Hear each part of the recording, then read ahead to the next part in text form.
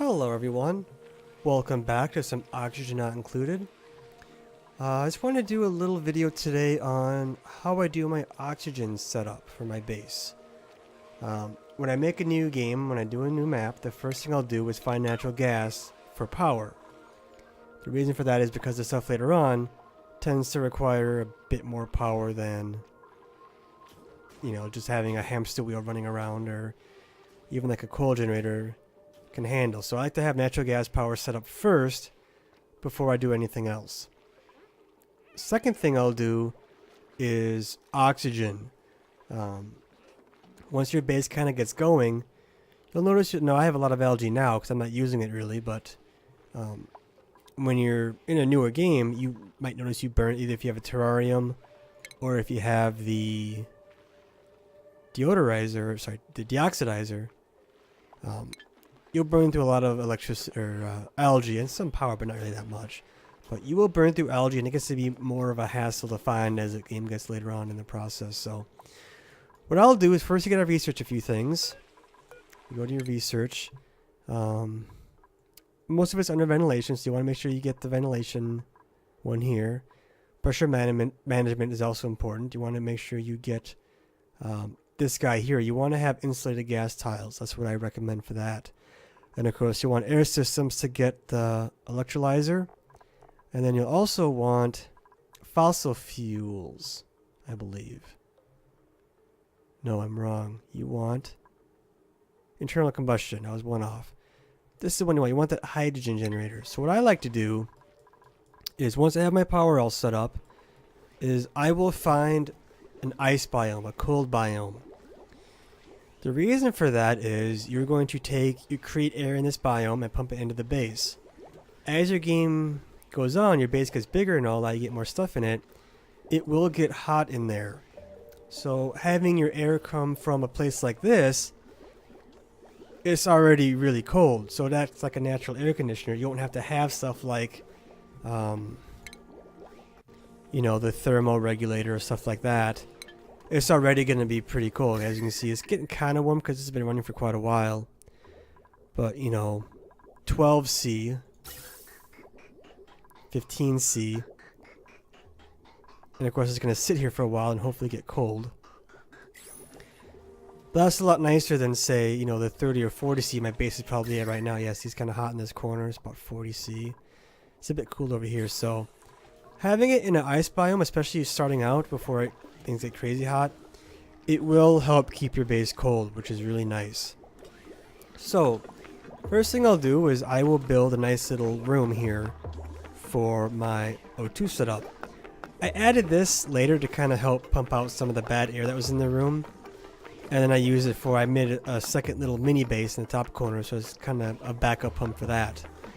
But normally I'll just have this set up here, this little corner. So I'll have a little peak at the top, and then kind of like that upside down T Tetris piece you get. So then I will set up 2 electrolyzers and a gas pump for each one. I also have a gas filter for each one. Now you're going to have to pump water in from somewhere into the electrolyzer, so I recommend you use insulated liquid pipes for these, which is another thing you'll have to research. I should have mentioned that at the start.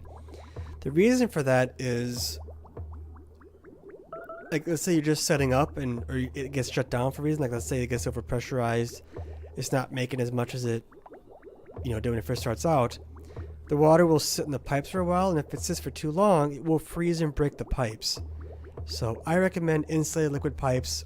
Once you get it could be normal pipe outside, but I'd go with liquid pipes insulated inside the cold biome to help reduce the chance of the pipes freezing and breaking. So the way it works is I also have it connected directly to the heavy watt line. I use a heavy watt joint plate to have it run out. The reason for that is because this consumes a lot of power, so it's just easier to have one big line. Plus we have a power plant in here as well, a generator. And then it hooks up directly to one of my power plants. I don't even know where it hooks up to, but it hooks up to one of the power plants somewhere. From there, I have it suck in the O2 directly from each electrolyzer. it filters out the oxygen. So this is what the filters will go for, is it looks for oxygen. Anything that's oxygen gets piped out from the cold biome, and see, once we're out of the cold biome, we go back to insulator to help keep that water or that air nice and cold for as long as we can. And I pump it all the way down. You can see I kind of shut one down because I didn't need it. That goes to the new base. It pumps out here to the main base. And from what I've noticed, if you have 2 gas vents per 1 pump, it seems to distribute it the best, and it kind of works the most efficient from what I've experienced. If you have 3 or 4, it tends to kind of distribute it weirdly, and it doesn't really work as well as I think it should. So I find 1 pump with 2 vents works really well, and then having 2 electrolyzers, you know, a pump for each. For a moderate sized base works pretty well. This base is kind of bigger, which is why I had another one set up. But as you can see, we're pretty much at pressure for this base. Now back up to here. I have everything that's not oxygen. It comes out here at the bottom. You see, this is the gas pump filter.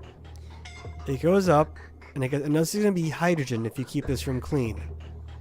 And I have it exit right at the top under the 3rd pump here, which is the hydrogen pump. So this filter will filter out hydrogen. Everything else gets dumped out by the pumps because it's going to be oxygen.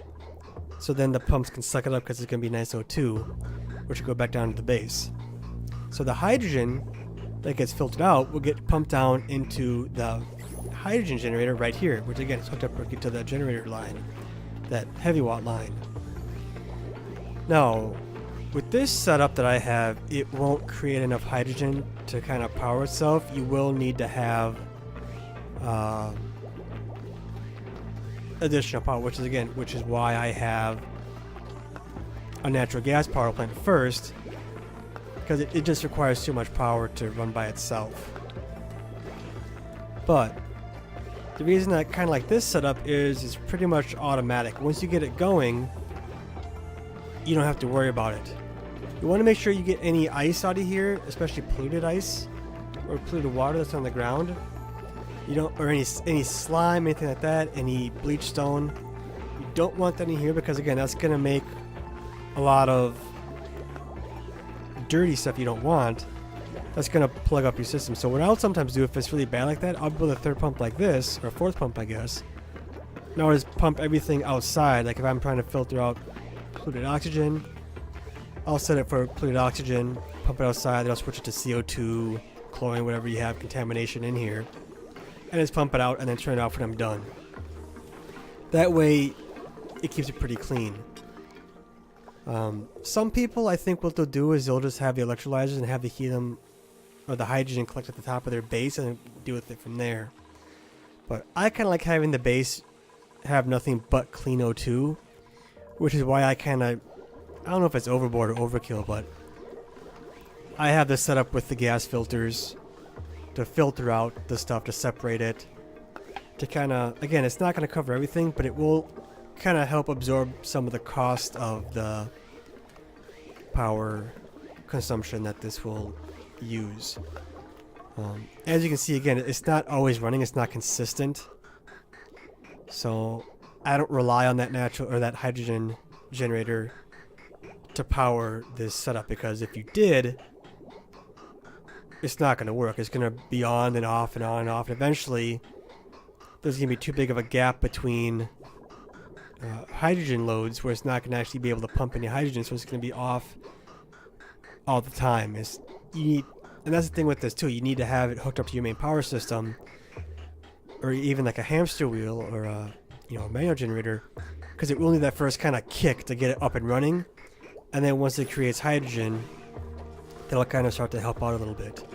But I recommend hooking it up to your main power system, which last video I did, I kind of showed it was, I have a natural gas setup. You can see my natural gas is getting kind of low, but it will help absorb some of that cost for your oxygen creation. And as you can see, my base up here, my little mini base, I have just one pump with 2 exits, and this is pretty right around 2,000 grams, 2,000 or 2 kilograms, is pretty good. So that's what I use. That's what I like. That's what I recommend. Yeah. So that's about it for my oxygen setup. I'll go ahead and save my game here because we did a little bit of work. This is a game I've been streaming on Twitch lately, so down below in the description there should be a link to my Twitch and my Twitter, so you can feel free to check that out. I try to stream on my days off if I can. I work 4 on 4 off, so every 4 days I'm usually on Twitch for 4 days, and lately it's been this game. So yeah, thank you all for watching. If you enjoyed it, please feel free to give it a like and subscribe. If not, that's fine if you haven't already. Yeah, I hope all of you enjoyed, and I hope I get to see all of you next time.